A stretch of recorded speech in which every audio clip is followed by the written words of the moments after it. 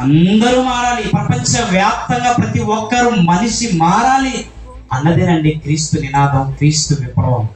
ఈరోజు ఎన్నో విప్లవాలు పుట్టాయి భూమి మీద, ఎన్నో విప్లవాలు, మావో విప్లవం అని ఎన్నో రకాల విప్లవాలు పుట్టాయి.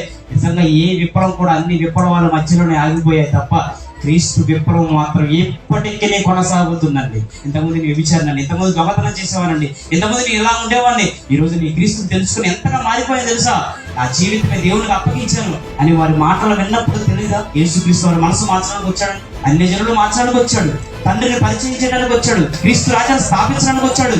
ఇలాంటి క్రీస్తు ఈ లోకానికి వచ్చి అనేక కారణాలచే ఈ లోకానికి వస్తే క్రీస్తు ఒక మత బోధకుడని చిత్రీకరిస్తుంది ఈ నేటి సమాజం.